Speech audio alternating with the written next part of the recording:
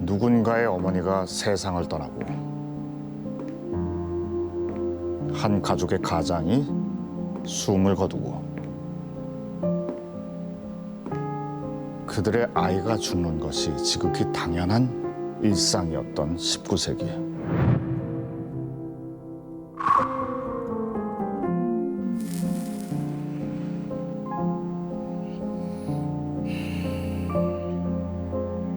죽음은 늘 우리 곁에 있었고 사람들은 죽음에 순응하며 사는 것 외에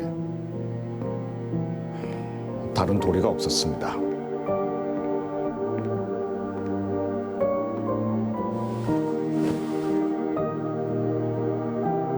여기 13살 딸을 잃고 눈물 흘리는 한 남자가 있었습니다.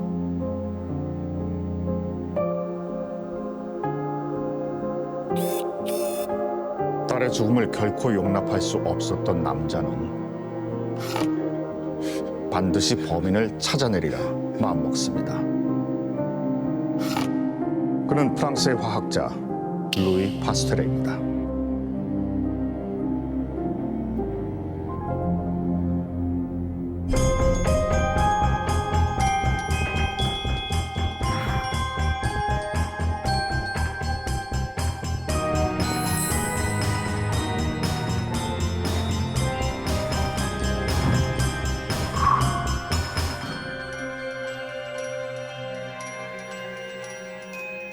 호시탐탐 사람들의 목숨을 노리던 보이지 않는 적. 그런데 그 뒤를 쫓는 이는 파스테르만이 아니었습니다.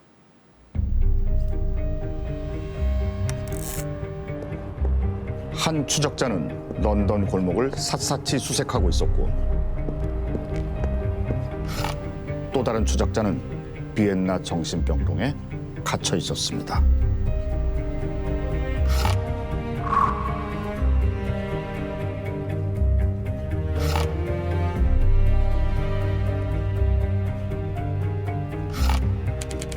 남자의 이름은 제멜 바이스, 한때 촉망받던 산부인과 의사였습니다. 하지만 지금 그는 정신병동에 앉아 수많은 사람들의 목숨을 빼앗아간 범인의 존재를 중얼대고 또 중얼댔습니다. 범인은 그놈이야.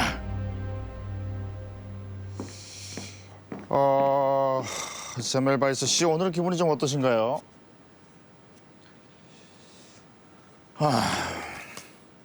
뭘 보는 거예요, 지금? 뭐 보는데? 당시 제멜 바이스가 근무하던 비엔나 산부인과 제1병동은 온갖 괴소문에 시달리고 있었습니다. 거기서 애를 낳느니 길거리에서 낳겠다고 할 정도였죠. 그도 그럴 것이 바로 옆에 있는 제2병동에서 산모 100명 중 서너 명이 사망할 때 제1병동에서는 무려 100명 중 10명이 사망했으니까요. 제1병동과 제2병동은 뭐가 다를까? 차이점이라면 1병동은 의사가, 2병동은 산파가 출산을 담당한 게 전부였는데요. 제멜 바이스는 오랜 시간 고민했습니다. 그리고 마침내 찾은 단서는 바로 부검실이었습니다. 제1병동 의사들은 산파들과 달리 사망한 산모의 시신을 살펴보기 위해 부검실에 들렀다가 출산실로 향했으니까요. 그때부터 제멜 바이스는 범인의 존재에 대해 외치기 시작합니다. 범인은 바로 의사. 아니, 그들의 손이야. 시체를 만지고 씻지 않은 의사들의 손이 범인이라고.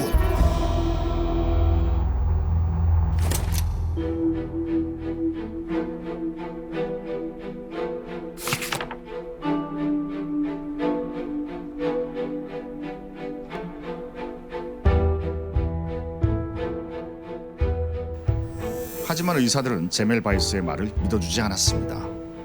환자를 치료하는 의사가 환자를 죽인 범인이라니. 의사들이 이 말을 들을 리 있었을까요? 결국 의료계에서 따돌림 당하고 일자리까지 잃게 된 그는 신경쇠약증을 앓다가 정신병원에 갇히고 끝내 숨을 거두고 맙니다. 19세기까지만 하더라도 사람들은 병에 걸리는 이유를 규명하지 못하고 있었습니다. 그래서 누군가 병에 걸렸다면 그건 신이 내린 형벌이라고 여겼죠. 당시 사람들에게 병이란 막을 수 있는 대상이 아니었습니다. 인체는 혈액, 점액, 황담액, 흑담액 4가지 체액으로 이루어져 있고 이 체액들의 균형이 깨지면 병이 나는 거라고 생각했습니다. 그러다 보니 체액의 균형을 맞춘답시고 꽤나 끔찍한 치료법이 등장했는데요. 가장 흔한 방법이 체액을 빼는 사혈이었는데 과다출혈로 죽는 사람이 많았고요. 또 체액의 흐름을 자극한다고 중금속인 수은을 사용하기도 했습니다. 한마디로 치료가 사람을 죽이는 일이 비일비재한 시대였죠. 체액 불균형 외의 병의 또 다른 원인으로 지목된 것은 나쁜 공기였습니다. 썩은 음식, 시체, 늪지대에서 나는 나쁜 냄새가 병을 퍼뜨린다고 믿었죠. 이것이 오염된 공기를 뜻하는 그리스어 미아즈마에서 파생된 미아즈마 이론입니다. 17세기부터 18세기의 유럽 의사들이 이렇게 특이한 복장을 하고 다닌 이유는 가면 안에 향신료나 식초 등을 넣어 병을 옮기는 악취로부터 스스로 보호하기 위해서였죠. 당시에는 병의 원인을 몰랐기 때문에 나쁜 공기만 잘 막으면 병에 걸리지 않는다고 믿었습니다. 아이고, 이분은 효과가 없었나 봅니다. 자, 그런데 당시 이러한 사회 통념에 반기를 든 한 남자가 있었습니다. 1854년 런던 거리를 정신없이 헤매는 한 사람.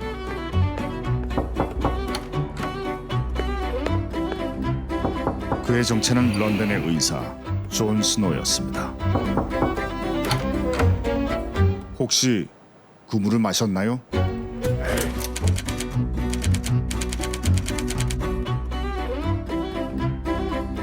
안 마셨어요. 네, 안 마셨다고요. 1854년 9월 런던 소호 브로드가 40번지에서 전대미문의 사망 사건이 벌어집니다. 단 일주일 동안 500명 넘는 사람들이 복통과 설사를 반복하다 죽은 것이죠. 건강한 사람도 하루 만에 송장으로 만든다는 병, 콜레라였습니다.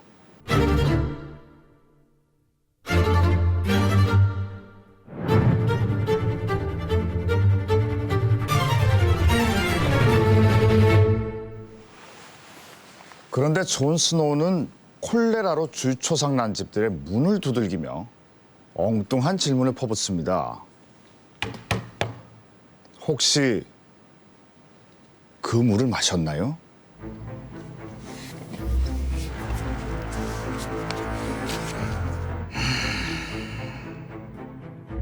모든 콜레라 환자들의 집을 방문한 끝에 마침내 존 스노우는 환자들의 공통된 단서를 하나 포착합니다. 그리고는 그 단서를 표기한 콜레라 지도를 완성합니다. 모든 콜레라 환자들이 가지고 있던 그 단서. 범인은 물이다.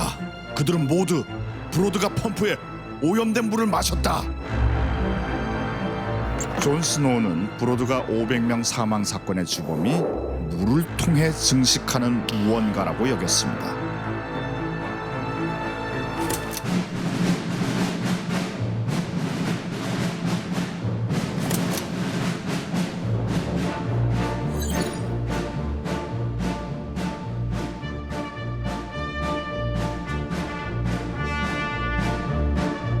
그리고는 당국에 이 결과를 보고해 브로드가 펌프의 물을 사용하지 못하도록 요청합니다.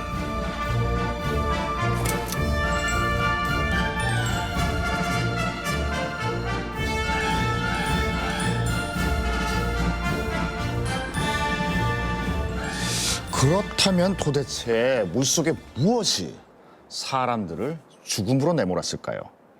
산부인과 의사 제멜 바이스의 추리와 존 스노가 완성한 콜레라 지도를 떠올려보면 뭔가 범인의 시체가 잡힐 것 같지 않나요?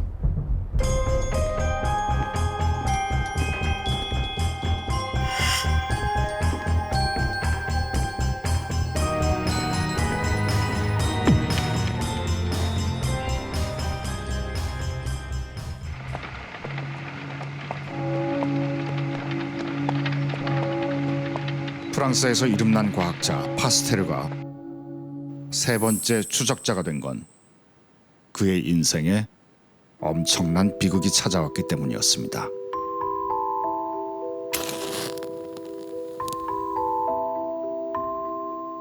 (1859년) 파스테르의 첫째 딸 잔미가 전염병 장티푸스로 세상을 떠났습니다.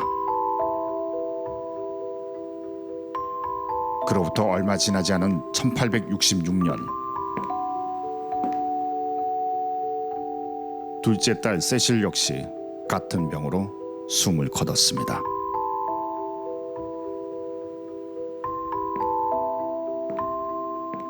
파스테르는 범인을 찾아 박멸하겠다고 결심합니다.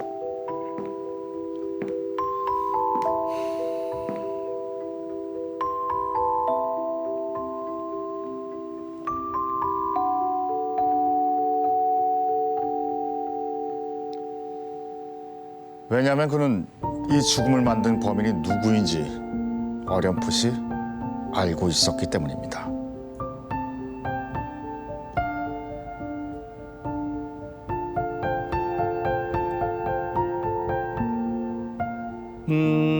이제 큰 딸이 안타깝게 그 병으로 사망했을 때에는 파스테르가 그 발효가 생물학 반응이라는 것을 알아내서 발효에 대한 연구를 굉장히 집중하고 있을 때였고요. 그리고 둘째 딸이 세상을 떠났을 때에는 그 누에 산업에서 이제 그 여러 가지 누에가 병에 걸려서 힘들어졌을 때 그 병의 원인을 추적하는 그런 과정에 있었습니다. 그렇다면 이 병도 이 미생물이 일으키는 것이 아닐까라는 심정을 굉장히 강하게 갖게 되죠.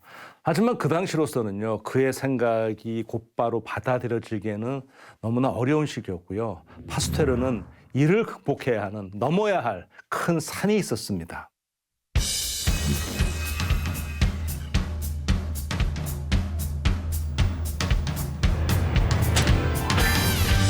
안녕하세요. 마술사 조진입니다. 지금부터 파스테르가 살던 시기, 사람들은 쥐가 어떻게 생겨난다고 믿었는지 알려드릴게요. 자, 여기 땀에 흠뻑 젖은 셔츠가 있습니다. 어우, 네 거야? 네. 이렇게 넣고요. 여기에 밀 나다를 좀 넣어보죠.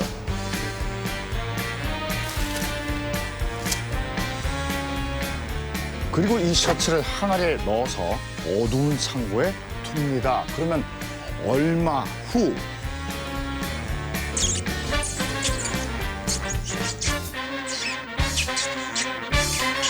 짜잔! 다 자란 쥐가 생겨납니다. 이거 다 챙겨가야지. 이거 이거 갖고 가야지, 갖고 가야지. 저쪽, 차분하게. 워. 자, 사실 이건 마술이 아닙니다. 원래 쥐는 자연 발생하는 동물이니까요. 과일 껍질만 있으면 나타나는 초파리, 썩어버린 음식물에서 생겨나는 구더기. 이런 것들은 전부 자연에서 저절로 발생한 생명인 거죠. 이것이 바로 자연 발생설, 당시 대부분이 믿었던 당연한 상식이었습니다. 왜냐하면 우리의 일상적인 경험과 잘 맞아떨어졌거든요.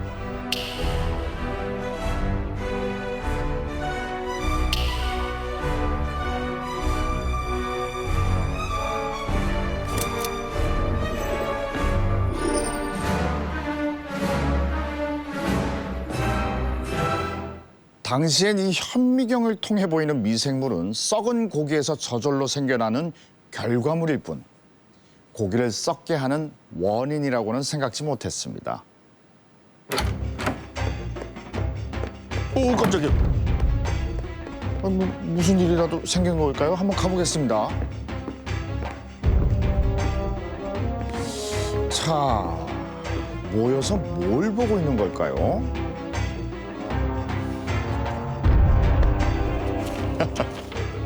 아, 자연 발생설에 관해 프랑스 과학 아카데미에서 상금까지 내걸고 실험을 음모 중이군요. 자, 출제 문제는요. 자연 발생설에 관해 엄격한 실험을 통해 결론을 도출할 것. 특히 열과 기타 물리적 요인의 영향을 따지라고 하는군요. 당시 술의 발효와 부패를 연구하던 파스테르는 멸균한 액체에 미생물의 침투를 막으면 미생물이 자연 발생하지 못한다는 걸 연구하고 있던 사람 중 하나였죠.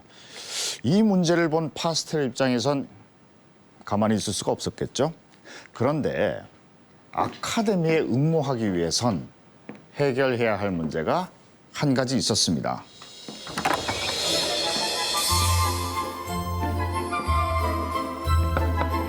당시 사람들은 이런 고기 스프가 공기에 노출되면 미생물은 자연적으로 생긴다고 믿었습니다. 만일 공기 중 미생물을 제거한 뒤 고기 스프에 미생물이 생기지 않는다면 파스테르의 말이 맞게 되는 거였죠. 이제 파스테르에게는 공기 속 미생물의 유입을 막을 수 있는 도구가 필요해졌습니다.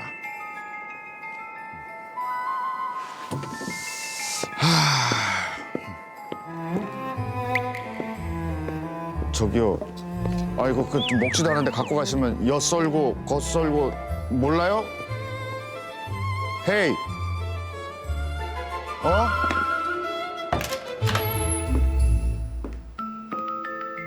파스테르는 오랜 시간 고민했습니다. 고민에 빠진 파스테르의 실험실에 경험 많고 노련한 화학 교수 발라르가 찾아왔습니다. 고기 육수에 미생물이 떨어지지 않게 주둥이 모양을 옆으로 길게 바꿔보면 어떻겠나? 백조목처럼. 이 아이디어로 파스테르의 백조목 플라스크 실험이 완성됩니다.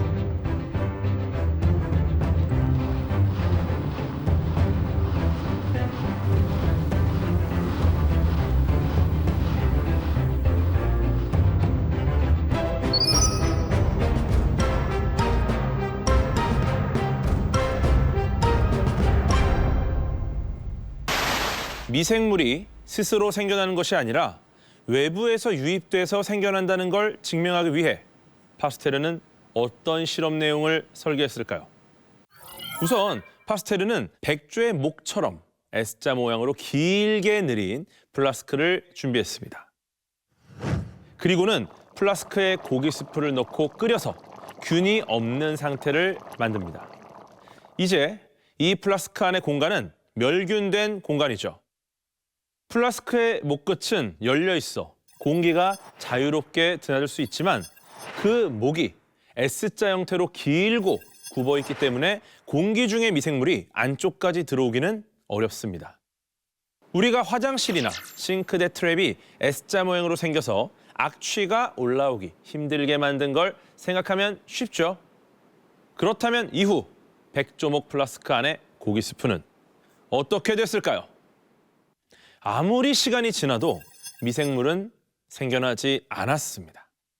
반면에 백조목을 제거해 공기 중에 있는 미생물을 잔뜩 만난 고기 스프는 미생물이 가득해져서 썩어버리고 말았죠. 눈에 보이지 않는 미생물일지라도 자연에서 그냥 생겨나는 것이 아니라 미생물이 있어야만 생겨날 수 있다는 걸 한눈에 보여준 셈이죠. 이 실험을 두고 사람들은 파스테르의 실험 한 번으로 자연 발생설은 영원히 종지부를 찍게 되었다.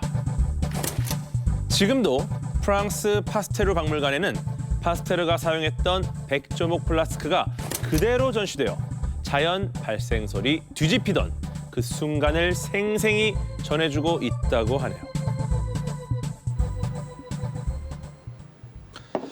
자연 발생설이 무너지면서 질병의 원인을 찾는 패러다임이 바뀌기 시작합니다. 추적자 제멜바이스는 의사들의 씻지 않은 손이 무언가 옮긴다고 여겼고, 또 다른 추적자 존 스노는 오염된 물 속에 콜레라를 옮기는 무언가가 있다고 믿었죠. 마지막 추적자 파스테르는 제멜바이스와 존 스노가 찾은 그 무언가가 바로 미생물이라는 사실을 밝혀낸 겁니다. 미생물은 질병의 결과물이 아닌 질병의 원인이라는 사실을 말이죠.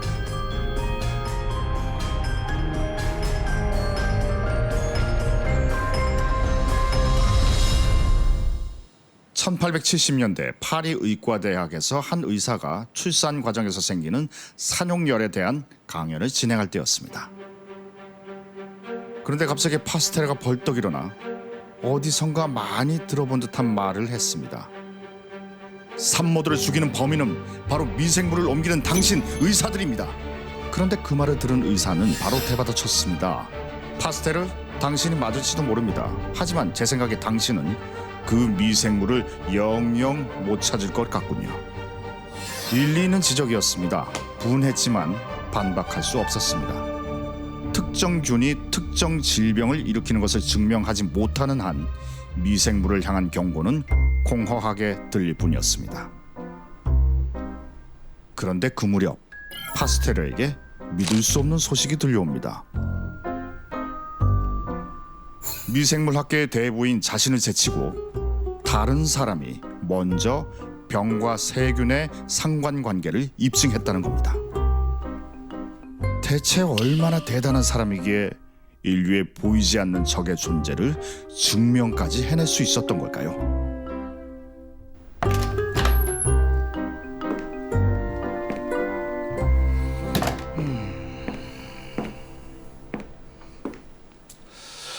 이곳은 인류의 위대한 발견이 이루어진 책상입니다. 하지만 보다시피 놓인 것은 많지 않군요. 과학도구라고는 현미경 한 대가 전부이고 비커나 배양 접시 같은 실험 도구도 없고요. 하지만 이 책상에는 다른 것이 함께했습니다. 바로 로베르트 코흐라는 남자의 호기심과 끈기 말입니다.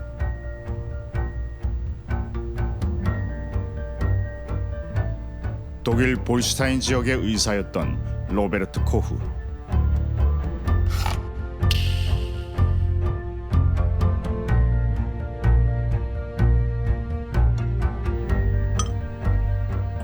그의 유일한 취미는 아내가 생일 선물로 사준 현미경으로 세상 온갖 것들을 들여다보는 거였죠. 그즈음 코흐가 사는 곳에선 탄저병으로 가축들이 떼죽음을 당하고 있었습니다. 어느 날 그는 탄저병에 걸린 소의 혈액을 재물대 위에 올려놓습니다. 그곳에는 건강한 동물에게서 볼 수 없었던 무언가가 가득했습니다. 긴 막대기 모양과 실 모양의 미생물들. 혹시 이것이 탄저병을 유발하는 미생물이 아닐까? 이 호기심의 답을 얻기 위해서는 오직 이 균만 따로 배양해 다른 동물에 주사해보고 탄저병에 걸리는지 확인해야 했습니다. 코흐는 배양 접시에서 기른 탄저균을 건강한 쥐에게 주사했고 며칠 뒤 쥐에게서는 탄저병에 걸린 동물들과 동일한 미생물이 발견됐습니다. 이 배양법이 바로 현대 세균 배양법의 시초였죠. 마침내 코흐가 증명했습니다. 특정 질병은 눈에 보이지 않는 특정한 미생물 때문에 생긴다는 사실 말입니다.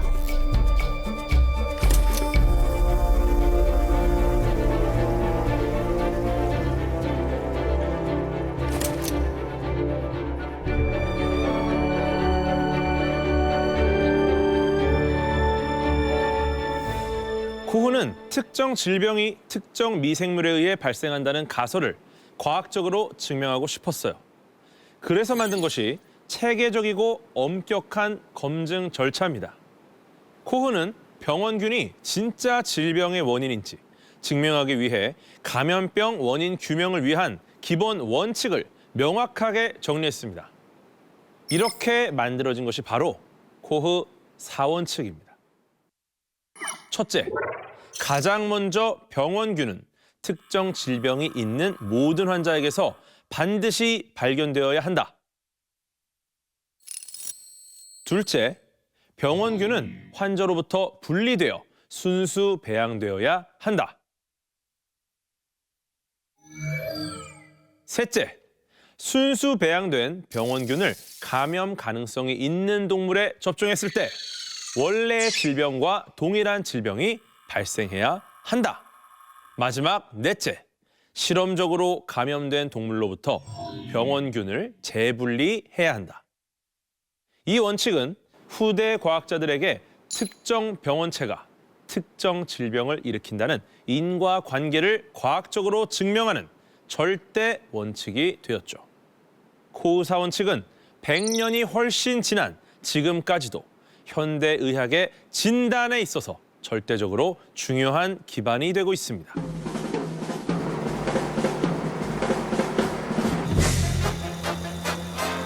미생물과 질병의 관계를 증명한 코흐의 실험은 세상을 뒤흔들었습니다. 이 소식을 들은 파스텔의 심정은 어땠을까요? 게다가 하필 코흐는 독일인이었습니다.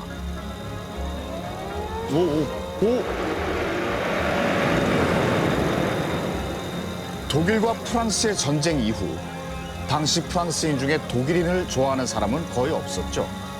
오랜 시간 질병을 일으키는 보이지 않는 적들을 추적해온 파스테르라면 세균과 관련된 연구에서 더 크고 의미 있는 일이 욕심나지 않았을까요? 더 크고 더 위대한 일. 깜짝이야, 어디서 튀어나온 거야 얘가. 파스테르는 이제 치료법을 넘어 질병을 일으키는 미생물들을 막아낼 방법을 연구하기 시작합니다.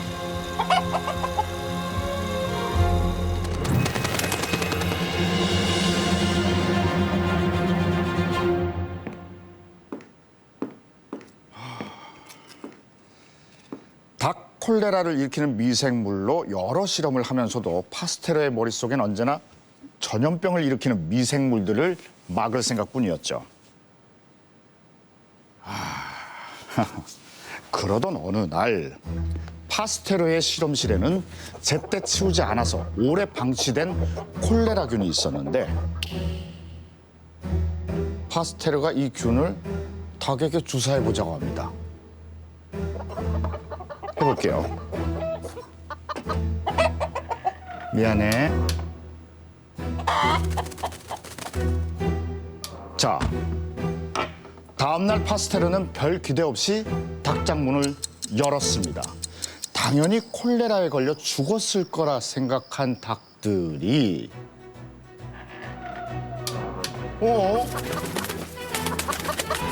멀쩡하게 살아있었습니다. 다음 날도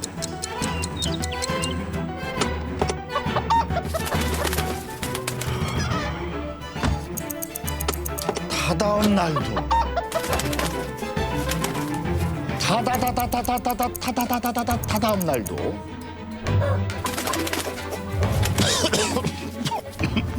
닭들은 계속 멀쩡했습니다. 그 순간 문득 파스테르는 시들한 콜레라균을 주입당하고도 멀쩡한 이 닭들에게 강한 콜레라균을 주사하면 어떨까란 생각이 들었습니다.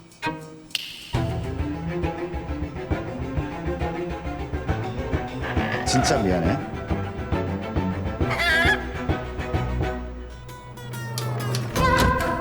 자, 아마도 이번엔 죽었겠죠?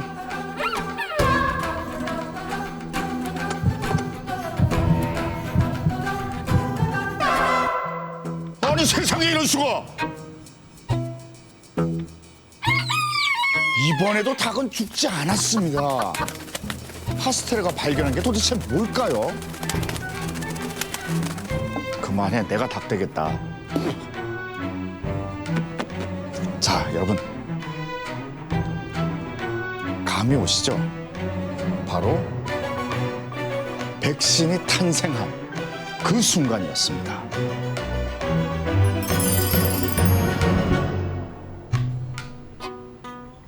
우연한 행운이 파스테르에게 큰 선물을 제공해 준 셈인데 파스테르는 훗날 이날의 발견을 두고 관찰 분야에서 행운은 준비된 사람에게만 베풀어진다는 명언까지 남겼죠. 약해진 세균이나 죽은 세균이 들어있는 백신을 주사하면 어떤 일이 벌어질까요?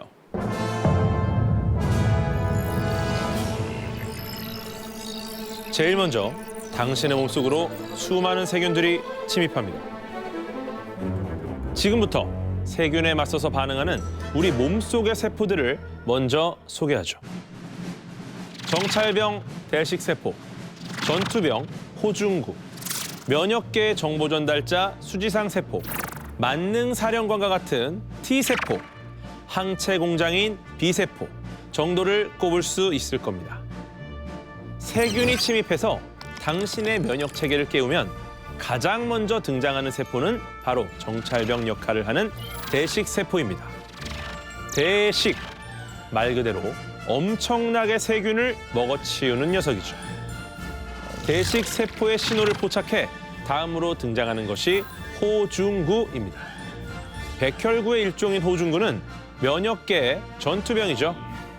세균을 만난 호중구들은 치명적인 화학물질을 내뿜고 세균을 잡아먹습니다. 다음으로 활동하는 것이 면역계의 정보 전달자이자 지능형 장교 역할을 하는 수지상 세포입니다. 이제 수지상 세포는 면역기관인 림프절로 이동해 만능 사령관 역할을 하는 T세포를 찾습니다. 수지상 세포는 세균 샘플을 들고 다니며 이 세균을 물리칠 수 있는 맞춤형 T세포를 찾아다니죠. 그렇게 꼭 맞는 T세포를 찾게 되면 그 뒤 수지상 세포는 T세포를 작동시킵니다. 작동이 시작된 T세포는 분화와 분열을 반복합니다. 이 그룹은 둘로 나뉘어집니다. T세포의 한 그룹은 세균과의 전쟁이 한창인 전장으로 돌아가 대식세포의 사기를 북돋습니다. 또 다른 T세포 그룹은 다른 방어체계 작동을 위해 항체 공장 B세포를 움직이게 합니다. 이제 세균과의 전쟁에서 전세는 빠르게 역전됩니다. 하지만 마지막 적이 제거됐다고 해서 다 끝난 것은 아니죠. 몇몇 T세포들은 남아서 기억세포가 됩니다. 실제 백신을 맞고 난 뒤 세균이 침입하게 되면 이전에 이미 백신 속 세균들과 싸운 기억이 있던 B세포들은 곧바로 항체 생성을 시작합니다. 여기서 백신의 효과가 나타납니다. 항체가 이미 준비돼 있거나 빠르게 만들어지기 때문이죠. 따라서 우리가 백신을 맞게 되면 해당 세균에 감염된다 하더라도 이 세균을 빠르게 제거할 수 있어 증상 없이 회복되거나 경미하게 아플 뿐이죠.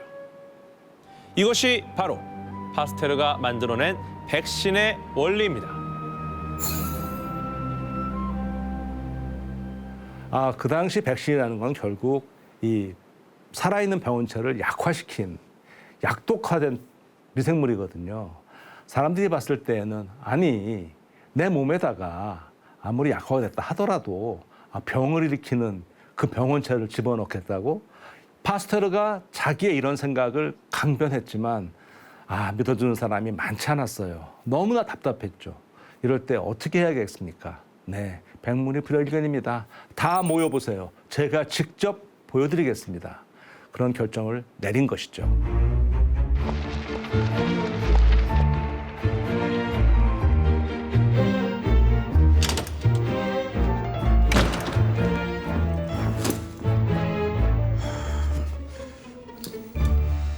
안녕하십니까. 타임지의 파리 특파원 헨리드 블로이치입니다. 저는 방금 그야말로 세상을 바꿀 만한 위대한 실험을 목격하고 왔습니다. 이거 빨리 런던 본사로 전보를 보내야 되는데 손이 다 떨리네요. 1881년 6월 2일 오늘이죠. 화창한 초여름 날씨 속에 과학자, 농업 관계자, 정치인을 비롯한 정말 많은 사람들이 파리 남쪽의 작은 마을 푸이르포르로 몰려들었습니다. 바로 이곳에서 세계적인 공개 실험, 백신 효과 검증 시연이 열렸기 때문이죠.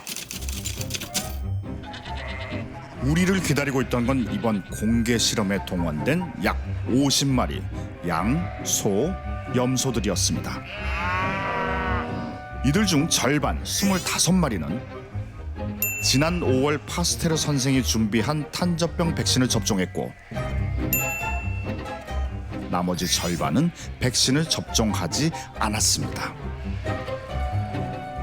그리고 2주 전이었죠. 이 50마리 동물 전체에게 감염을 바로 일으킬 만한 강력한 탄저균이 주사됐습니다. 마침내 오후 2시 공개가 약속된 그 순간 가장 먼저 우레와 같은 함성이 울려 퍼졌습니다. 만세! 만세? 따봉! 비브 파스테르 우라! 백신을 맞은 25마리의 가축들은 아픈 기색도 없이 뛰어다녔지만 백신을 맞지 못한 양과 소는 3마리를 제외하고 모두 죽어 있었습니다.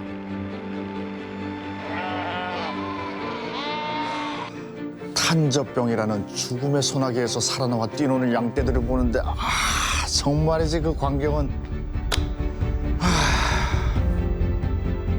이제 인간은 병과 죽음을 주관할 수 있는 능력을 손에 넣은 것처럼 보였습니다. 자, 오늘 제가 목격한 이 공개 실험 헤드라인을 뭐라고 뽑으면 좋을까요? 네, 쇠포 푸이르포르에서의 실험은 전례 없이 완벽한 성공을 거두었다. 아니다, 좀 더 강렬한 묘사가 필요하겠죠? 반도, 산과 병을 주관하는 구세주 파스테르.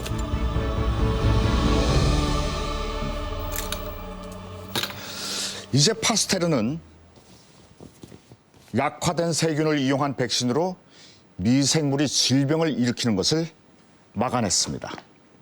그러다 보니 이 과정에서 세균을 순수하게 배양하는 연구는 크게 중요하지 않았습니다. 하지만 코흐는 달랐습니다. 그는 병원균을 다른 미생물과 구별해 순수 배양하는 기술을 중시했습니다. 그러다 보니 두 사람의 연구 스타일은 다를 수밖에 없었죠. 미생물 연구의 지평을 서로 다른 방식으로 넓혀가던 두 거장이 마침내 한자리에 모였습니다. 스위스 제네바 학회였습니다. 코흐가 관객석에 앉아있는 가운데 파스테르는 이날 프랑스 말로 발표를 진행하며 코흐 연구진의 논문에 대해 반론을 제기합니다. 그런데 이때 파스테르는 분명 독일의 문헌에 의하면이라고 말했는데 코흐 옆에 있던 통역가가 이 말을 독일의 오만이라고 오역해버립니다. 육개월몽? 육개월몽? 네. 이 정도면 통역가가 실수할 만하네요. 어쨌든 서로에 대한 앙금이 쌓일 대로 쌓인 두 사람. 이후 코흐는 파스테르가 백신을 개발할 때 쓴 방법에 대해 불충분한 설명, 자료 부족, 실험 조건의 불확실성, 백신 순도의 문제 등을 가지고 연타를 날렸죠.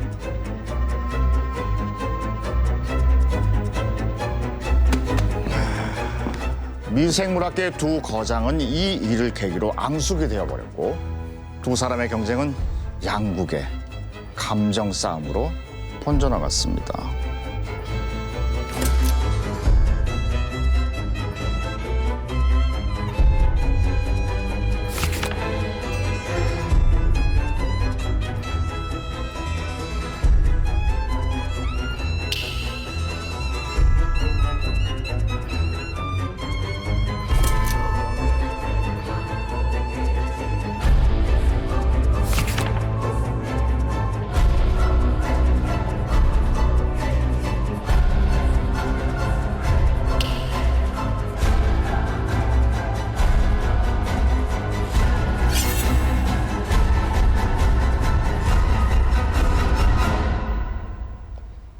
파스테르는 1885년 파스테르 연구소를 세우고 초대 원장 자리에 올랐습니다. 그리고 로베르트 코후가 소장이었던 프로이센 왕립 전염병 연구소는 코후의 노벨상 수상 후 로베르트 코후 연구소로 이름이 바뀌었죠. 두 연구소는 전 세계 미생물과 감염병 연구의 양대 축으로 자리매김했습니다. 1883년 아시아를 휩쓴 콜레라가 유럽의 문턱까지 찾아옵니다. 프랑스에서는 파스테르의 제자들을, 독일에서는 코후와 그의 연구진을 이집트로 파견합니다. 그런데 이집트 알렉산드리아에서 파스테르의 제자 한 명이 그만 콜레라로 사망하는 사건이 발생합니다. 이 소식을 들은 코후는 어떻게 했을까요? 코후는 이집트에 있는 프랑스 과학자들을 찾아가 애도를 표하고 파스테르 제자의 시신을 고국까지 운반하는 역할을 맡습니다. 언뜻 보기에 파스테르와 코후는 치열하게 싸우는 라이벌로 보였지만 실은 보이지 않는 적, 세균을 상대로 함께 전쟁을 치르는 동료 사이였던 겁니다.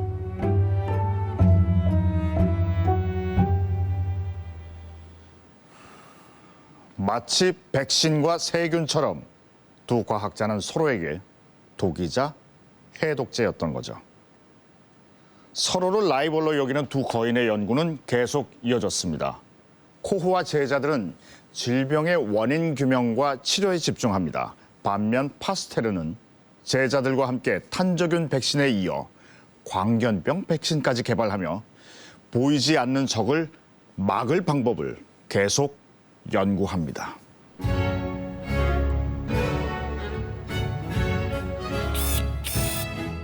1908년 노벨 생리학상은 두 명에게 수여됐는데 파스테르 연구소의 엘리 메치니코프와 코후 연구소의 파울 에를리히였습니다. 하지만 두 사람은 경쟁 관계였기 때문에 상대와 공동 수상한 사실을 탐탁지 않아 했다고 하죠. 파스테르와 코후 이후 후대 과학자들은 병원균을 직접 공격할 무기를 찾아 나섰습니다. 그리고 마침내 위생, 살균, 소독 외에 또 다른 방법을 찾아냅니다. 1928년 의사 알렉산더 플레밍은 우연히 곰팡이에서 나오는 물질이 세균의 성장을 억제한다는 사실을 알게 됩니다. 그리고 이 물질에 페니실린이라는 이름을 붙이게 되죠. 페니실린은 역사상 최초의 천연 항생제이자 세균을 정확히 저격해 죽이는 마법의 총알이었습니다. 이후 페니실린과 항생제의 대량 생산과 개발로 인해 인류는 처음으로 세균과의 전쟁에서 유리한 고지를 점할 수 있게 됐습니다. 산업혁명 직후에 유럽에서 일반 사람들의 평균 수명이 40대였습니다. 그런데 오늘날은 뭐 다 아시겠지만 지금 80대를 훨씬 넘어가고 있죠. 이것이 가능해진 그 기본의 가장 중요한 것은 바로 항생제와 백신 등의 개발이 없었다면 절대 도달할 수 없는 그런 수치입니다. 그리고 그 뒤에는 바로 파스테르와 코후를 비롯한 이 걸출한 이 과학자들의, 미생물학자들의 연구 성과가 있었죠. 돌이켜보면 이 두 거인의 그렇게 치열했던 경쟁이 오늘날 과학, 특히 미생물학의 발달을 이끄는 원동력이 되었다고 할 수 있습니다.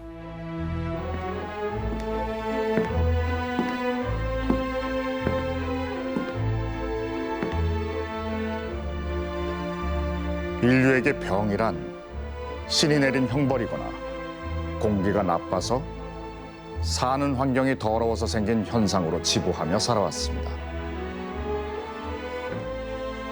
그래서 병으로 인한 죽음에 맞설 생각을 하지 못했죠. 19세기 보이지 않는 위험을 찾아 나선 사람들이 있었습니다.